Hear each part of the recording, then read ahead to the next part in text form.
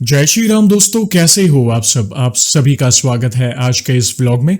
दोस्तों, आज का अनुभव एक ऐसा अनुभव है जिसमें इन भक्त ने अपने एक या दो नहीं बल्कि 6 अलग अलग इंसिडेंट शेयर किए हैं। आखिर तक अवश्य देखिएगा क्योंकि इन 6 अनुभवों में 6 घटना जो इन्होंने शेयर की है उसमें से किसी न किसी घटना से आप रिलेट कर पाओगे और क्या पता आपके कोई ना कोई सवाल का जवाब भी मिल सकता है उन अनुभवों को सुनकर। तो ध्यान से आखिर तक इनकी पूरी जर्नी को अवश्य सुनिएगा और वीडियो पसंद आए तो लाइक और शेयर करना ना भूले। नए हो तो चैनल को सब्सक्राइब करें, जय श्री राम का नारा लगाकर बेल आइकॉन को अवश्य दबाएं ताकि आने वाले नए नए इंटरेस्टिंग व्लॉग्स हमारे फैमिली से जुड़े हो, Q&A वाले हो या फिर ऐसी प्रभु से जुड़ी कोई प्यारी कथा क्यों ना हो, आप सबसे पहले देख सकें।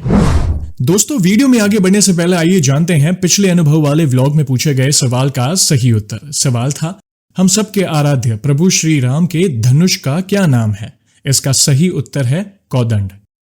फिर एक और बार कमेंट सेक्शन भर गया सही उत्तर के साथ, लेकिन क्षमा चाहते हैं, सभी के नामों का शाउट आउट तो पॉसिबल नहीं है, लेकिन मैंने 3 भक्तों के नामों का सिलेक्शन किया है शाउट आउट के लिए। उसमें से पहला नाम है श्यामल कदम जी, जो कि महाराष्ट्र के नांदेड़ से बिलोंग करते हैं। श्यामल जी, आपका बहुत बहुत धन्यवाद सही उत्तर देने के लिए, जय श्री राम आपको। दूसरा नाम है धर्मिष्ठा वासानी जी, जो कि मांडवी कच्छ गुजरात से बिलोंग करती हैं। धर्मिष्ठा जी, आपका बहुत बहुत धन्यवाद सही उत्तर देने के लिए, जय श्री राम आपको। और तीसरा नाम है रिधान सोनी जी, जो कि भोपाल मध्य प्रदेश से बिलोंग करते हैं। रिधान जी, आपका बहुत बहुत धन्यवाद सही उत्तर देने के लिए, जय श्री राम आपको।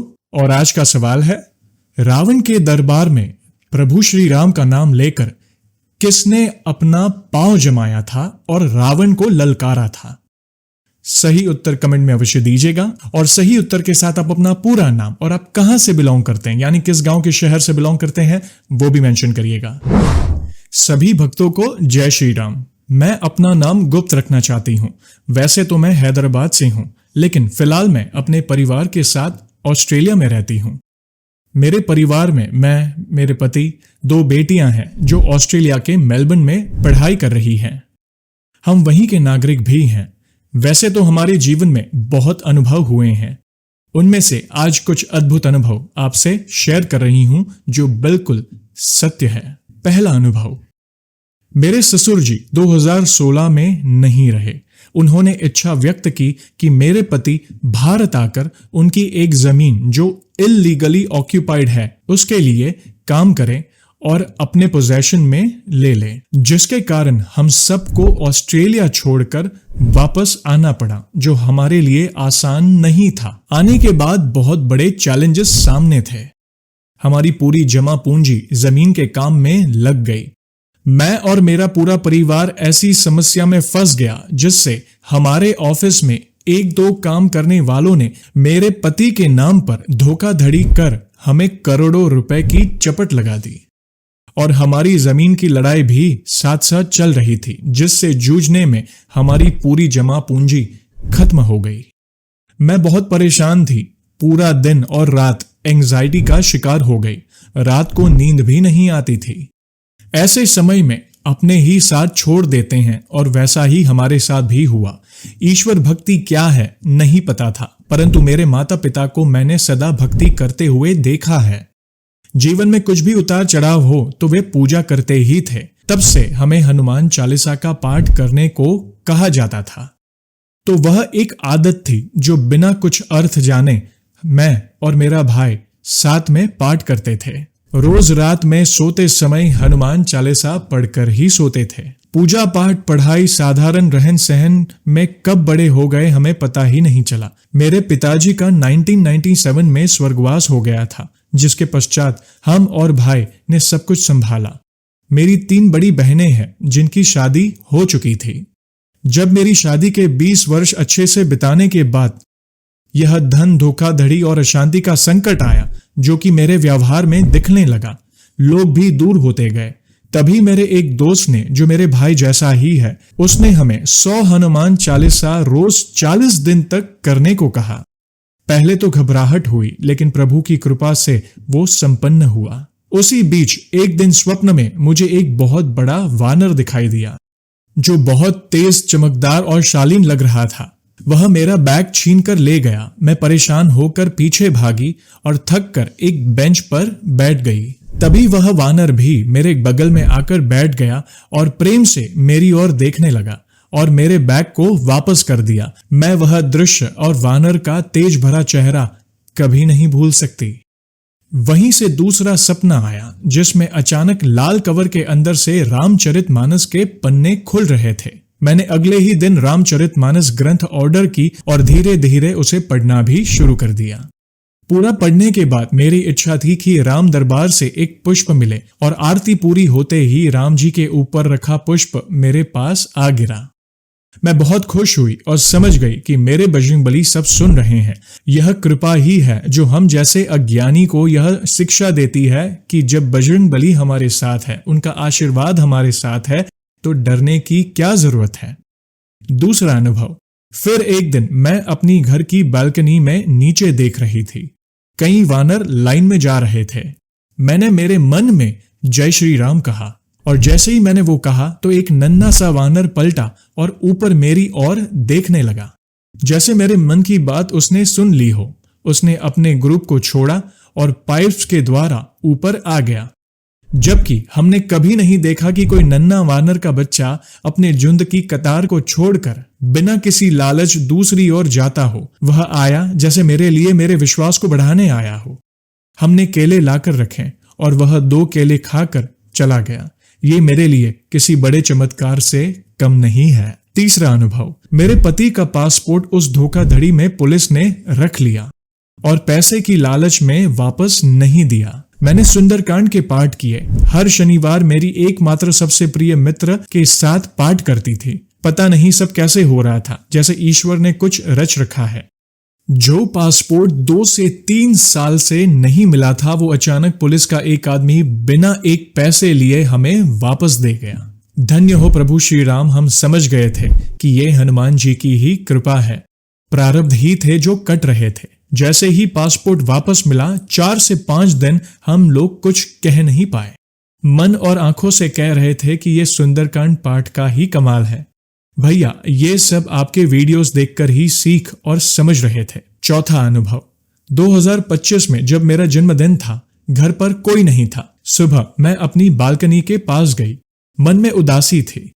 सामने एक छोटा वानर कार के ऊपर बैठा था और ऊपर मेरी ओर देख रहा था। वह अकेला था और कोई भी झुंड आसपास नहीं था। मैंने दिल से मन में ही कहा कि मेरा जन्मदिन है, आप आइए बाबा। वो झट से ऊपर आ गए, जिसका वीडियो लिया है मैंने और आपको इंस्टाग्राम पर शेयर भी करूंगी। वो वीडियो देखकर आप समझ जाएंगे कि कैसे हमारे बजरंगबली मस्ती से केले खाकर चले गए। पांचवा अनुभव, मैंने पहले कभी इतना सुंदरकांड का पाठ नहीं किया था जितना मैंने अपने जीवन के संकट समय में पाठ किया। मेरी दोस्त मेरे घर आती थी। हर शनिवार हम दोनों जोर जोर से पाठ करते हैं। हमारे घर के दरवाजे के साइड में एक आसनी रखी है जो बस बाहर ही फोल्डेड रखी रहती है। उस दिन शनिवार था। मैं और मेरी दोस्त ने मिलकर सुंदरकांड का पाठ किया, जिसके समाप्त होते ही मेरे पति आरती और प्रसाद लेकर अपने कुछ काम से बाहर निकले। दरवाजा खोलते ही जैसे वो बाहर फोल्डेड आसनी किसी ने खोलकर बिछाई हो, वैसे देहरी पर रखी थी। वहां कभी वानर नहीं आते।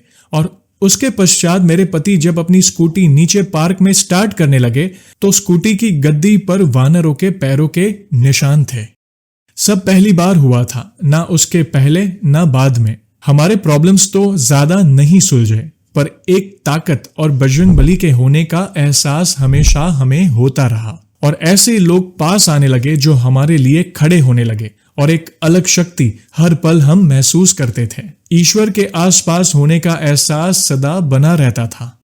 छठा अनुभव, भैया चमत्कार तो बहुत है, जिसमें से एक और शेयर कर रही हूं। 3 साल पहले एक दिन संध्या काल में पूजा के पश्चात खाना बनाते वक्त मैं नीम करोली बाबा को याद कर रही थी और मन में कह रही थी कि बाबा, मुझे पता है कि आप हो, बस एक एहसास मुझे दे दो कि आप मुझे सुन रहे हो। उससे मुझे बल मिलता है और मेरा हौसला बढ़ता है। उसी समय मुझे एक ख्याल आया कि मैं मेरे भाई, जो कि मेरी भाभी के कैंसर की बीमारी से चिंतित था, उससे कहूं कि भैया तुम नीम करोली जाओ। और उसी दिन मेरे और मेरे भाई के दोस्त का जन्मदिन भी था, तो हमने उसे विश करने के लिए कॉल किया। यह सब सिर्फ 15 मिनट के अंदर ही हुआ। हमने कॉल किया तो हमारे दोस्त ने कहा, मुझे पता था कि तुम बर्थडे विश करना कभी नहीं भूलती। मैं तुम्हारे भाई को लेकर नीम करोली आया हूं। ये सुनकर मैं इतना अचंभित हो गई कि मैं बता नहीं सकती। मतलब बाबा मेरी सुन रहे हैं, कितना साफ था ये। जयेश भैया, आप समझ सकते होंगे कि मेरे मन में क्या उमंग होगी तब। ये सबसे बड़ा चमत्कार था कि मैंने बाबा से कहा था कि आप मुझे सुन रहे हैं, इसका एहसास कराइए, और उन्होंने बिल्कुल वही किया। कितनी अच्छी किस्मत है हमारी। भैया, आपका और आपके चैनल से जुड़े जो भी भक्त अपने अनुभव सुनाते हैं, उससे हमारा विश्वास प्रभु के प्रति और बढ़ जाता है। आपके हर वीडियो हम देखते हैं। राम जी की कृपा आप पर हमेशा बनी रहे। मैं आपको अपना छोटा भाई मानने लगी हूं। तो ढेरों आशीर्वाद। जय श्री राम, जय हनुमान। जय श्री राम, जय हनुमान। बहन, आपको बहुत बहुत धन्यवाद जो इतना इम्पोर्टेंट अनुभव आपने शेयर किया। 6 अलग अलग घटनाएं घटी आपके जीवन में, उससे कई लोग अपने अनुभव को भी रिलेट करेंगे और आपका अनुभव सुनकर वे प्रभु के और निकट आएंगे। आपका अनुभव सुनकर प्रभु के प्रति उनका विश्वास और बढ़ेगा। आपका बहुत बहुत धन्यवाद बहन, जो इतने इंपॉर्टेंट अनुभव शेयर किए। प्रभु की विशेष कृपा है आप पर। आपकी भक्ति ऐसे ही बढ़ती रहे, यही प्रार्थना है। और प्रभु और बाबा हर कदम पर अपनी उपस्थिति का एहसास आपको अवश्य कराते रहेंगे। अवश्य आपको संकेत मिलेंगे कि वे आपकी सुन रहे हैं, क्योंकि ऐसे ही है हमारे बजरंगबली। और दोस्तों, आप सभी को तो पता ही है कि व्लॉग को हम ऐसे ही एंड नहीं करेंगे। प्रभु के नाम का गुणगान जो करना है, आज भी मैं दोस्तों कुछ अद्भुत पंक्तियां लाया हूं जो मैं बोलकर सुनाऊंगा आपको। बहुत इंपॉर्टेंट मैसेज आपको और लाइफ लेसन मिल सकता है इन पंक्तियों से, तो ध्यान से सुनिएगा और अपने विचार कमेंट में अवश्य दीजिएगा। तो बोलिए सियावर रामचंद्र की जय, पवन सुत हनुमान की जय। दोस्तों, हनुमान जी से हमें एक बहुत बड़ी सीख मिलती है कि जब तक आपको अपना लक्ष्य ना मिल जाए तब तक आप विश्राम ना करें। हनुमान जी जब समुद्र को पार करने के लिए आगे बढ़ रहे थे, तब मैनाक पर्वत ने उनसे निवेदन किया कि आप थोड़ी देर यहाँ पर आराम कर लीजिए। लेकिन हनुमान जी ने मना कर दिया और कहा कि राम काजू किन्हें बिनु मोहे कहाँ विश्राम। अर्थात जब तक मैं अपने लक्ष्य यानी प्रभु श्री राम के कार्य को पूरा नहीं कर लेता, तब तक मैं आराम नहीं करूंगा। हनुमान जी ने अपने जीवन का लक्ष्य सिर्फ भगवान श्री राम की इच्छा पूर्ति को और प्रसन्नता को बना रखा है, और इनका उन्हें हर समय स्मरण बना रहता है। 8 पहर दिन और रात 24 घंटे उन्हें सिर्फ राम काज की ही चिंता है। हनुमान जी में आलस्य जरा भी नहीं था। वे बस अपने आराध्य के काज को पूरा करने के लिए हर सीमा को पार करना चाहते थे। दोस्तों, हमें भी अपने जीवन में इस सीख को जरूर अपनाना चाहिए कि जब तक हमारा लक्ष्य प्राप्त ना हो जाए, तब तक हमारे अंदर आलस्य और आराम की भावना नहीं आनी चाहिए। अपने आलस्य को त्याग दें, क्योंकि आलस्य आपके सफलता के मार्ग में बहुत बड़ी बाधा बन सकता है। तो इसलिए हर बार कहता हूं कि हनुमान जी की पूजा पाठ तो करें, लेकिन साथ साथ उनके जीवन चरित्र को भी जाने, बहुत कुछ सीखने मिलेगा। तो दोस्तों, आज इन बहन का अनुभव आपको कैसा लगा और ये पंक्तियां कैसे लगी, प्लीज अपने विचार कमेंट में अवश्य दीजिएगा। वीडियो पसंद आई हो तो लाइक और शेयर अवश्य करें। नए हो तो चैनल को सब्सक्राइब करें। जय श्री राम का नारा लगाकर बेल आइकॉन को अवश्य दबाएं, ताकि आने वाले नए नए इंटरेस्टिंग ब्लॉग्स हमारे फैमिली से जुड़े हो, Q&A वाले हो, या फिर ऐसी प्रभु से जुड़ी कोई प्यारी कथा क्यों ना हो, आप सबसे पहले देख सकें। और जल्दी लौटूंगा मैं एक और इंटरेस्टिंग ब्लॉग के साथ। तब तक जय श्री राम, जय हनुमान, जय बाबा की।